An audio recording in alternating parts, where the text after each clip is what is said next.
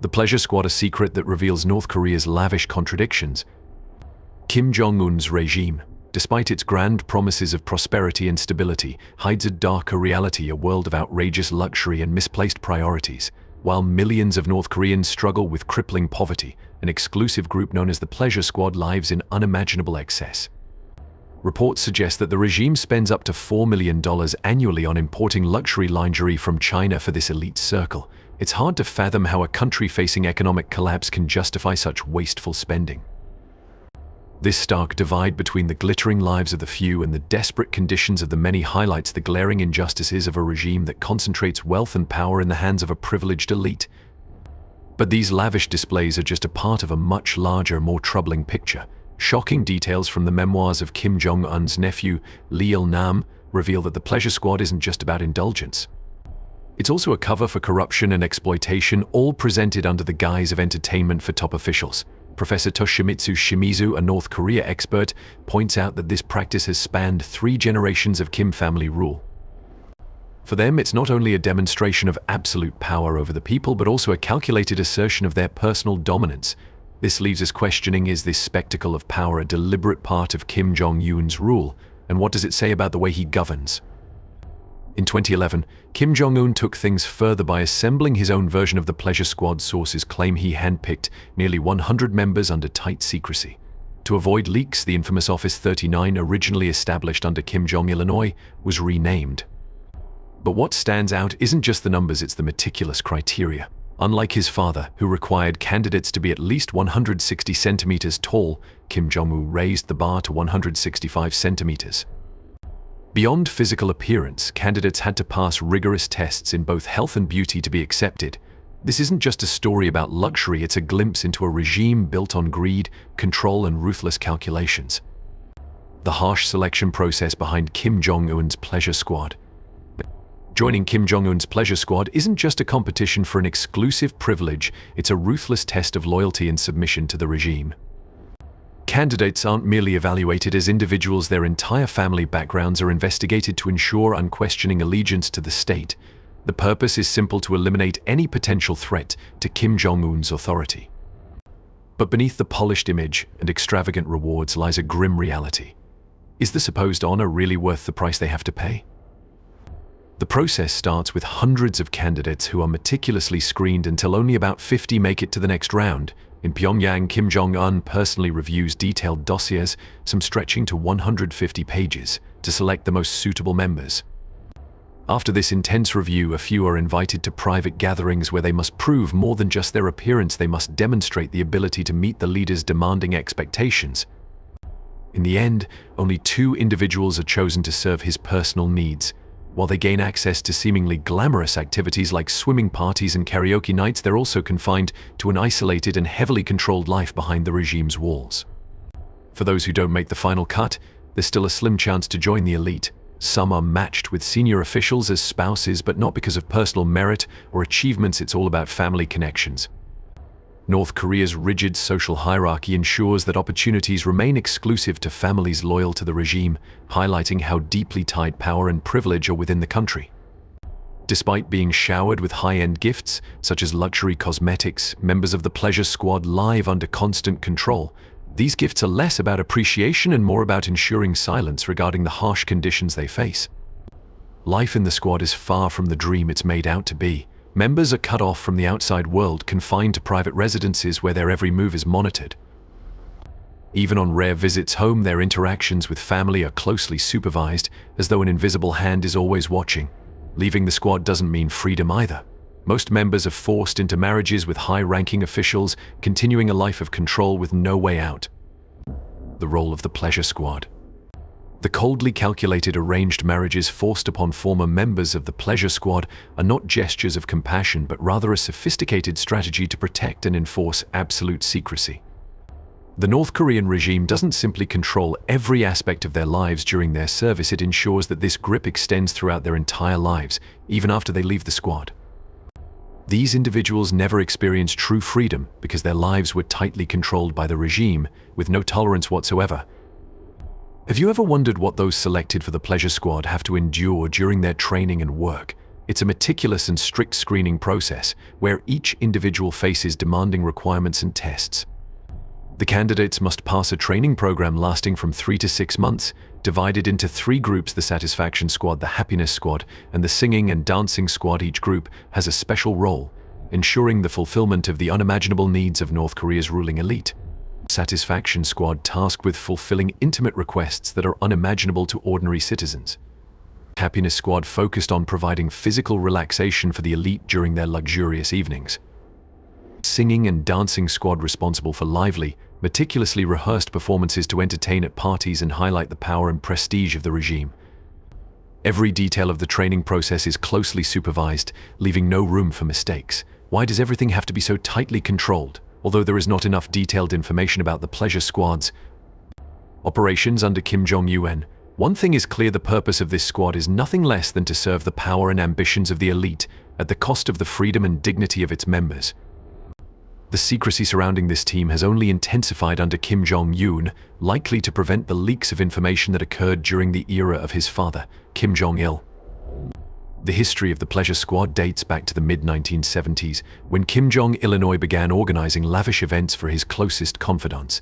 These gatherings were not just social occasions but strategic moves to secure the loyalty of allies, with the creation of the Kipum-jo or Pleasure Squad, which specialized in providing entertainment. From there, Kim Jong-il built a covert and meticulous system to protect his closest relationships while preventing any leaks of information regarding these secret gatherings. Although initially just a group to serve Kim Jong-il's personal needs, over time, the squad evolved into a well-structured organization with roles not only in politics but also in controlling the personal lives of its members. By 1976, the Workers' Party of Korea had established Office 39, an agency responsible for Kim Jong-il's security and overseeing the recruitment of Kipum-jo members. However, when Kim Jong-il's health declined in the 1990s, the squad ceased operations until Kim Jong-un revived the tradition in 2012. Even though revived under Kim Jong-un's reign, life in the Pleasure Squad is far from as glamorous as it seems. Defectors from the squad have revealed that, despite being considered elite, they endured a life of intense pressure and harsh control, exposing the dark side behind the regime's display of grandeur. Their glory is, in reality, a painful sacrifice for the power and secrets of the regime. The reality behind the ruthless rule of Kim Jong-un's regime.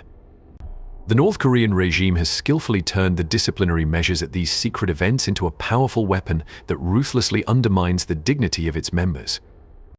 Not only through public humiliation, these measures reflect a broader strategy aimed at dehumanizing and controlling every aspect of the lives of those involved. Shame and excruciating and humiliating feeling has been used as a tool of power, forcing individuals into complete submission. But what would happen if these stories were one day exposed to the world? How would those responsible for these horrific acts face justice? The regime's use of public humiliation as a means of maintaining power speaks volumes about how they understand and wield authority. Those who have lived under the shadow of this shame will carry scars for the rest of their lives. In a closed-off country like North Korea, protecting the regime's secrets is not just a priority but an extreme strategy. The severe punishments meted out to those who leak information about the Pleasure Squad show just how tightly controlled information is. But why is this topic considered so taboo? When information about these punishments was leaked, the regime didn't focus on addressing the core issue of the leak but instead accused those involved of having ties to South Korea. This was not just a diversion tactic, but a cunning ploy to skew public opinion. Can this strategy protect the regime from international scrutiny, or does it only increase doubts about the mysterious inner workings of the state? Since the mid-2010s, North Korea has launched a relentless campaign to suppress any materials that could undermine the inviolable image of its leaders. Notably, in September 2015, 3 individuals were publicly punished for daring to air a South Korean drama called Until the Flowers Bloom. Though the series was made in 1998, its content was still enough to cause shock, especially revealing the hidden side of Kim Jong-il's life and the existence of the secret squad and the extravagant privileges enjoyed by the regime's elite. The regime's censorship did not stop at blocking foreign media products but also aggressively stifled any narrative that could weaken Kim Jong-un's power, whether true or merely rumors.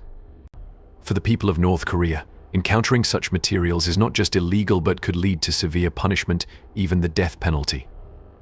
This shows the absolute control the government exerts over every aspect of citizens' lives, aiming to maintain an unshakable image of the leadership, a strategy designed not only to protect power but also to erase any truth that could harm the regime's credibility. The world of luxury and contradictions. North Korea is a country full of paradoxical contradictions. While millions of people endure extreme hardship, living in abject poverty, a world of luxury and power exists in isolation, reserved exclusively for the privileged elite. It's not just the pleasure squad or secret banquets, but there is also a particularly special place, a hidden casino deep within the heart of Pyongyang, where only those with real power are allowed to set foot. The Yanggakdo Hotel, one of the tallest and most prominent buildings in the capital, houses this secret. Kim Jong-un's casino spans multiple floors, where poker, blackjack, roulette, and slot machines are never in short supply. But don't think of it as a casual space for relaxation or fun. No, everything is tightly controlled. Every guest who enters must present a passport and go through a strict registration process before stepping into an atmosphere of tension and surveillance. Every action within this casino is closely monitored. Even the smallest mistake can lead to harsh punishments and possibly endanger lives. The existence of this casino is a glaring symbol of the contradiction between the absolute power of the elite and the strict rules they impose on the common people. In a country where gambling is prohibited, only places like this are allowed to exist, where the highest powers can indulge in every desire, regardless of the suffering the general population endures daily. Behind the glamour of this casino lies a story of tragedy and injustice, a world where power is safeguarded at all costs and innocent people live in darkness, never knowing such extravagant privileges. The vast disparity between the lives of the elite and the suffering of the common folk seems impossible to bridge. When these secrets are exposed, will they have the power to shake an entire nation? The banquets that showcase Kim Jong-un's elite status. Kim Jong-un's secret banquets are not merely lavish gatherings, they are legends, shrouded in mystery and guarded by a network of tight security, leaving anyone astounded at how secretive the regime is. Only the most powerful individuals, including high-ranking officials, the military elite, and key figures in the Workers' Party of Korea, those who hold the country's political fate, are allowed into these privileged spaces. These banquets are not just about eating, they are opportunities for exchanging secrets, strengthening alliances, and consolidating power in lavish displays. When the banquet begins, the atmosphere immediately transforms into a completely different world, where every sense of the guests is heightened to its maximum. Soft lighting illuminates exquisite lacquer paintings and beautiful statues, creating an atmosphere that is both dignified and opulent. These events are not just about gathering distinguished guests, but also about showcasing the boundless luxury of supreme power. Everything is designed to immerse participants in a magnificent space, making them feel as though they've stepped into another world where power and satisfaction are exchanged with every breath. At the heart of each banquet are high-level artistic performances, where talent and endurance are absolutely revered. Elite performers, including musicians, dancers, and acrobats from both North Korea and abroad, are meticulously selected. Each traditional modern dance is choreographed with elaborate moves, graceful and poetic, sweeping the audience into a trance-like state. These performances are not just entertainment, they are an art form that captivates the audience, making it impossible to look away. The carefully chosen modern music resonates with the diverse tastes of the elite, while creating a mysterious atmosphere as if every melody tells an untold story. Each note, each wave of sound pulls participants into a magical space, making them feel as though they are lost in a different universe where power, class, and satisfaction are perfectly intertwined. Kim Jong-un's banquets are not just reunions, they are symbols of ultimate luxury and boundless power, accessible only to a select few who can touch it. The shocking secrets behind the banquets. Kim Jong-un's banquets are not just lavish gatherings, they are secret centers of power where life and death decisions are made, determining the fate of the entire nation. Behind closed doors, in luxurious and opulent settings, the leaders of the Workers' Party of Korea are not only seeking entertainment, but are also negotiating fragile political relationships, determining key strategies that will have a profound impact on the country's future. At these banquets, every conversation is decisive, not only for those present but for millions of lives outside. What might seem like ordinary discussions take place under the dim lighting of the banquet halls, ranging from bold military moves and economic shifts that could overturn the country's foundation to risky diplomatic strategies. Every word, every decision made here carries weight not only in the present but can shape the nation's course for decades. Every glass of wine and every luxury dish is a tool to solidify power and cement fragile political alliances. The leaders not only evaluate their rivals but also strategize with precision to maintain a firm grip on power. In this space, crucial military and foreign policy decisions could be made in a single evening, as the veils of secrecy are lifted, turning every decision into an unshakable weapon of power. While everything unfolds in glamour and magnificence, few realize that it is here that ruthless political paths are drawn, shaping a world outside no one dares to challenge. Political negotiations and exchanges are carried out with the same cunning and strategic thinking as military maneuvers. So, what really happens behind these high walls? The political subtext revealed. Receiving an invitation to these secret banquets is not only an honor, but also a powerful message about diplomacy and reinforcing fragile political alliances.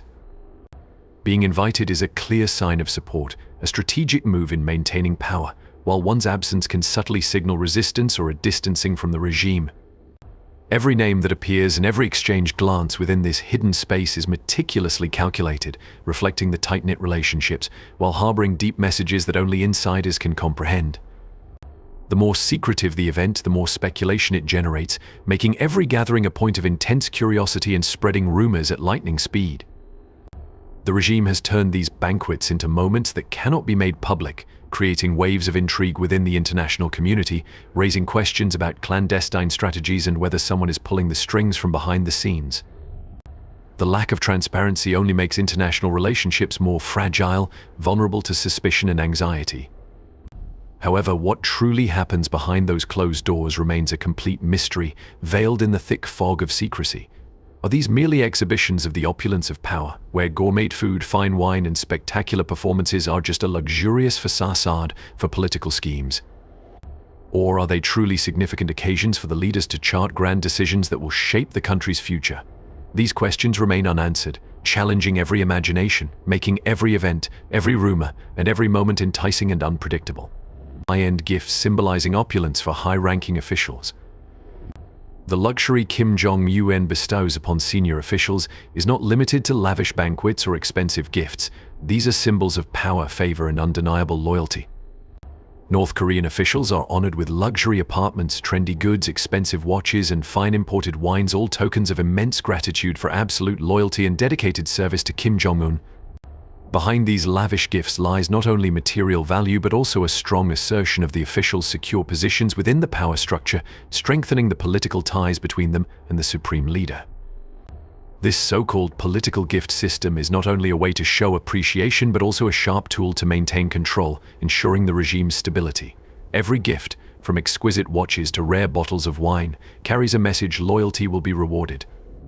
Although many of these gifts come from banned imports, smuggled into North Korea via illicit channels, often through China, they still serve to solidify the loyalty of the elite while being a clever strategy to keep Kim Jong-un's absolute control over the leadership.